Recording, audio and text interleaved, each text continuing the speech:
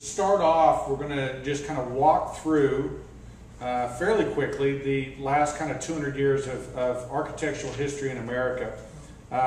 Starting with Georgian and federal and the colonial stuff and kind of up through this present day, and we'll just talk about houses, okay?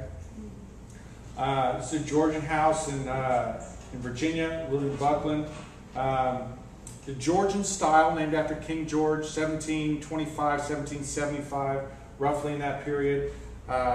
The design ideals and the elements that a central focus on the house, okay, a central focus in the design.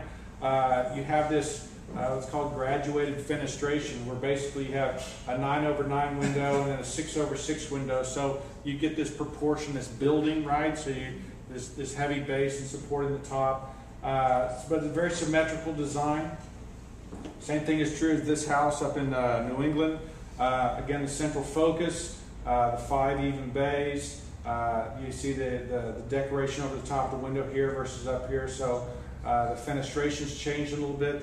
The balance is still there. Going back to this mantle on the interiors, again, we see the same kind of balance. This use of the classical orders, okay, the 5 orders of architecture, heavily used here. The balance between the cut boards on either side, kind of typical of that Georgian period.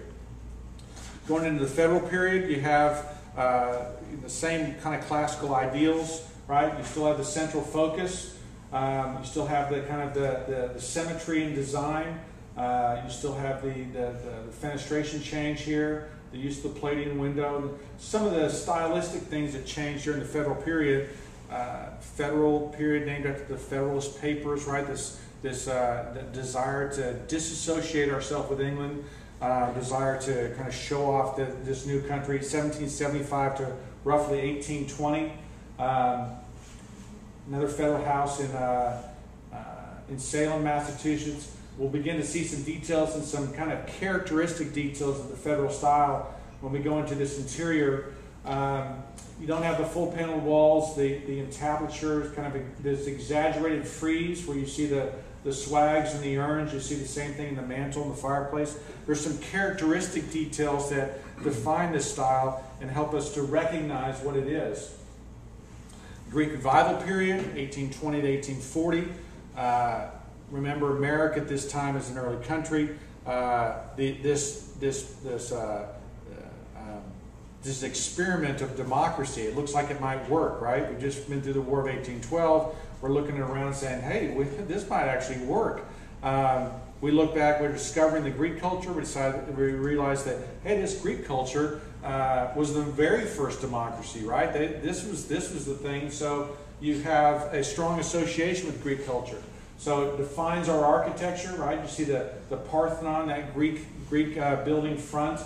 This heavy use of the architectural orders, all part of that Greek design. You have cities rename themselves Sparta and Troy, Athens. After this group, there's a strong association, right, with the Greek culture. It's defining our architecture. The same kind of symmetry and design, though. You see the graduated fenestration, which I was talking about, the heavy use of the architectural orders. So still classically designed, still very symmetrical. You look at the interiors of a Greek Revival house, and you see moldings that are very stone-like. Again, a strong emulation of the Greek style and the Greek stone temples.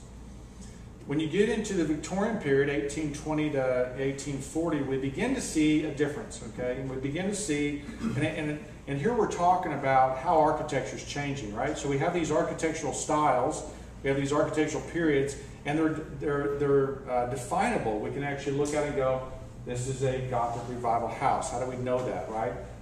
You see the fretwork, the finials, the decoration, the horns and the ears over top of the windows, the Gothic window up the top of the eave, right? So we have these Gothic elements, right? Well, there are, when each of these periods, as we keep going forward, you're going to see that with each period, okay, you see a change in elements, a change in details, a change in how we put our houses together. The Victorian period, okay, begins in 1820, right, 1840, after the Industrial Revolution. Now, what does the Industrial Revolution do? Industrial Revolution enables this, right? you begin to have technology that improves so much that we can do things with wood that we could never do before.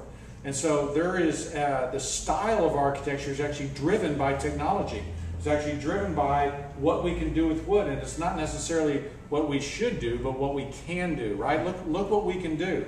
And so you walk into a Victorian house and you see this explosion of millwork in the rooms. There's an explosion of just show off, right? And technology-driven design, okay? As opposed to the Georgian versus the Federal, where there's really more of a change in taste, a change in, we don't want to be associated with Great Britain and King George anymore. We want our own style. We want our own taste. And so, you begin to see this style defined by this. Now, what happens is, 1890s, when the Industrial Revolution first starts, if you read the books and you read what people are saying about it, it's oh my gosh, this is awesome what the machines are able to enable us to do. Think about putting flooring down. Okay, flooring was had to be a very hard wood, but it's a very difficult wood to hand plane. Right, it's a very tough and knotty wood.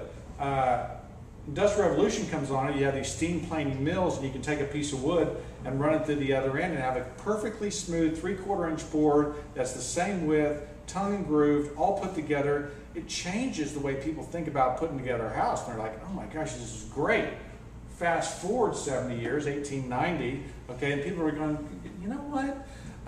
We're kind of losing our craftsmanship. We're kind of losing our soul, okay, to the machine. The machine's taking away our soul.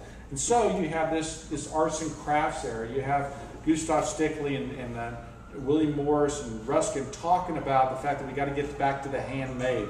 We got to get back to things that aren't machine made. Okay, so the arts and crafts is a complete rejection of everything Victorian. Instead of in the Victorian house, okay, where everything is ornamented, right? There's not a space on this thing. If we focused in on this little detail up there, there's carving and applied ornamentation. There's all kinds of crazy stuff. Versus this, where the design was, you know what? It's going to be an honest house. Okay, there's not going to be just fake ornamentation up for ornamentation's sake. These brackets, okay, they're a functional element.